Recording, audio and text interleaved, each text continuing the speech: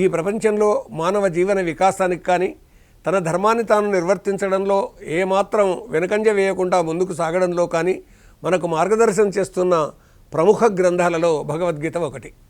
భగవద్గీతకు ముందు వేదాలు కావచ్చు, ఉపనిషత్తులు కావచ్చు, ఇవన్నీ ఆధారంగా చేసుకొని మానవ జీవన వికాసానికి కానీ మానవుని యొక్క ఉత్థానానికి కానీ మానవుడు దివ్య మానవుడుగా మారడానికి కానీ ఏ ఏ అంశాలు అధ్యయనం చేయాలి, అనుశీలనం చేయాలి, పరిశీలన చేయాలి అనేటటువంటి ఆలోచన చేసినటువంటి మన పూర్వీకులు మహర్షులు మనకు అనేక అంశాలను మన ముందు పెట్టారు.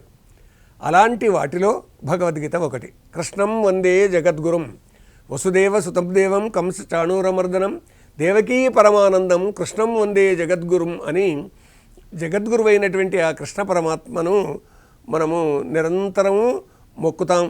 మాకు దారి చూపించు అని వేడుకుంటాం.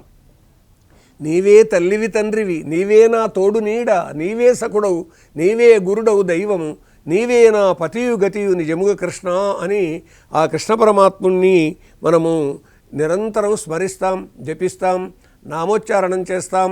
ఆ విధంగా మన మనసులో ఉన్నటువంటి భావాలు ఏవైతే ఉన్నాయో అవి చెప్పుకుంటాం, మనకు మార్గదర్శనం చేయమని కోరుకుంటాం. ఆ కారణంగానే భగవద్గీత మనకు మార్గదర్శనం చేసేదిగా నిలిచింది. ఎందుకొరకంటే విషాదంలో పడ్డటువంటి అర్జునునికి భగవద్గీత సరి అయినటువంటి మార్గదర్శనం చేసింది. అలాంటి ఆ మార్గదర్శనం చేసినటువంటి కారణంగానే ఈ మానవుడు దివ్య మానవుడు కావడానికి అవకాశాలు ఏర్పడ్డాయి. ప్రపంచంలో 84 లక్షల జీవరాశులు ఉన్నాయి.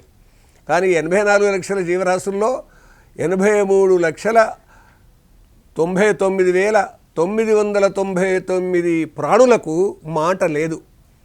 మాట ఉన్నది, మనస్సున్నది, ఆలోచన ఉన్నది, తర్క సహితమైనటువంటి జ్ఞానం ఉన్నది ఒక్క మనిషికి మాత్రమే. కాబట్టి ఆలోచించండి, ఈ మనిషి ఏం కావాలి, ఏ విధంగా వికసించాలి, ఎలాంటి మార్గంలో నడవాలి అనేటటువంటిది. ఎందుకంటే మనస్సు శరీరమే కాదు, ఈ మనిషి ఈ శరీరాన్ని నిలబడడానికి ప్రాణం ఉంది. ఈ ప్రాణాన్ని నడపడానికి అంటే ప్రాణంతో ఉన్నటువంటి భౌతిక శరీరాన్ని నడపడానికి మనస్సు ఉంది.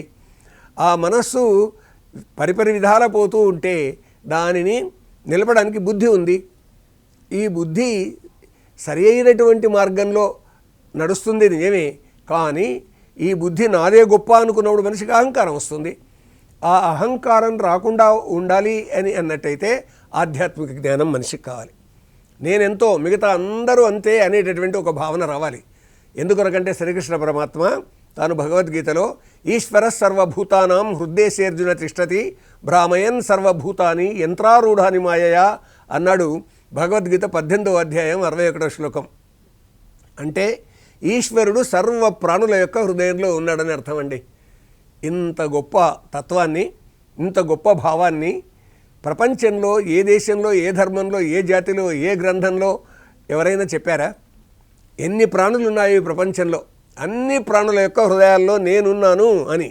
అంటే అన్ని ప్రాణుల యొక్క హృదయాల్లో జీవాత్మ ఉన్నది, ఈ జీవాత్మలో పరమాత్మ ఉన్నాడు. కాబట్టి ఆ పరమాత్మ నడిపిస్తున్నాడు కాబట్టి ఈ జీవాత్మ నడుస్తున్నది. అంటే ప్రాణం ఉన్నటువంటి శరీరం నడవడానికి ఆధారం ఏది అంటే ఈ నడుపుతూ ఉన్నటువంటి పరమాత్మ. ఆ పరమాత్మ ఏది విధంగా నడుపుతున్నాడో ఈ శరీరం ఆ విధంగా నడుస్తుంది. అంటే మనస్సు నడిపిస్తుంది నిజానికి. కానీ ఏది సత్యం, ఏది నిత్యం తెలవాలంటే ఆధ్యాత్మిక జ్ఞానం కలగాలంటే లోకాన్ని చూడడానికి ముందు లోపలున్న ఆయన్ను చూడాలి అంటుంది భగవద్గీత. అలా అనడానికి ఇంత గొప్ప తత్వాన్ని చెప్పినటువంటి ఆ భగవద్గీత ఎప్పుడు పుట్టింది, ఎక్కడ పుట్టింది, ఎందుకు పుట్టింది, ఆ గీతా ధర్మం ఎందుకొరకు మనం చెప్పుకోవాల్సినటువంటి పరిస్థితి ఏర్పడింది. ప్రతి సంవత్సరం మార్గశిర శుద్ధ ఏకాదశి నాడు గీతా జయంతి నిర్వహించుకునేటటువంటి సంప్రదాయం ఉంది. ఆ సంప్రదాయం ఒక్క భారతదేశంలోనే కాదు, ప్రపంచమంతా కొనసాగుతుంది.